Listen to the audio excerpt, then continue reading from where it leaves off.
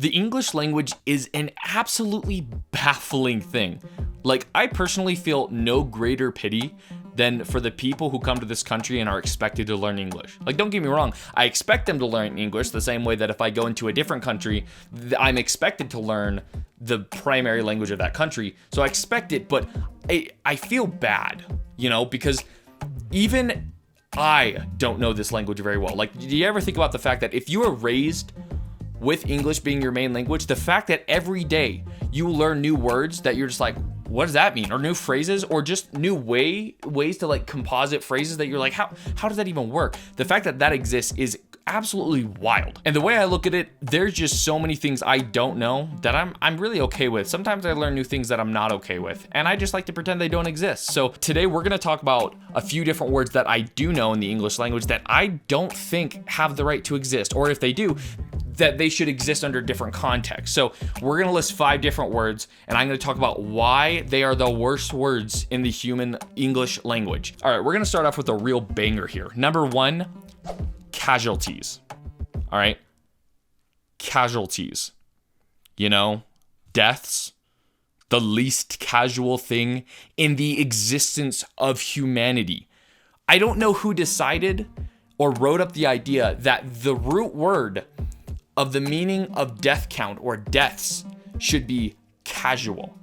But I think one of the reasons this word makes me kind of salty is because ever since I was really young, I thought this literally meant the exact opposite. Actually, taking a look at my list here, I think a lot of these words actually have to do with childhood traumatization. But yeah, up until I was literally 13 or 14, I thought that this word meant the exact opposite that it does. This one I feel like is pretty objective. Like, casualties should not mean death. That's confusing. Word number 2 is savory, and this is probably a little bit less objective, but I've always felt like the word savory means like sweet.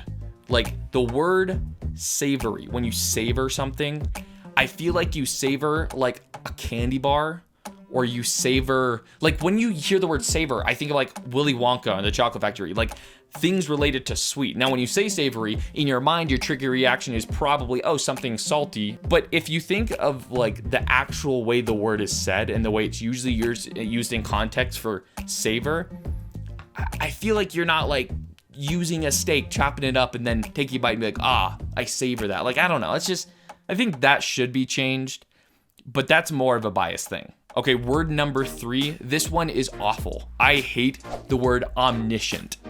Omniscient.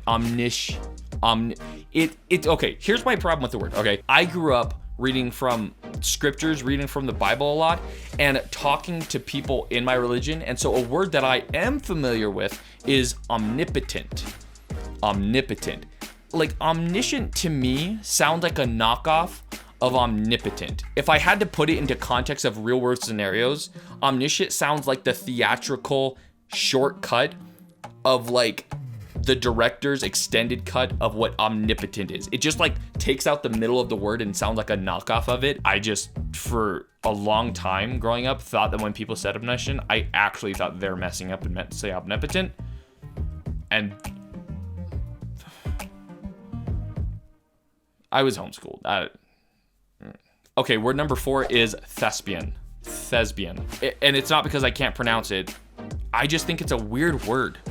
Like, no, you're not a thespian. You're an actress. You're an actor. Like, nobody calls themselves that unless they're, I don't know, high school theater kids who think they're cool. Like, the word thespian, it's an annoying word. Is that just me? It sounds like lesbian, but it's not lesbian. It's thespian. 2 different things, right? All right, last and final word. I think this is a pretty good one to go out on. Entree.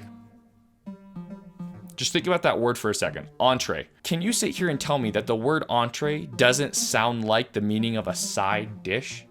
This is another miscommunication I had growing up, where entree, I always thought an entree was the side dish to the main meal. Like, I still can't get it into my head. Like, I'll be at a restaurant and something will mention entrees on a menu, and my trigger reaction is still what the side dish is. Like, I think entree, okay, here's my side option. No, and then it lists like sirloin steak, and I'm like, that's not a side option. Everybody, we got to start the hashtag revolutionize the meaning of casualty, savory, thespian, omniscient, and entree. Nope.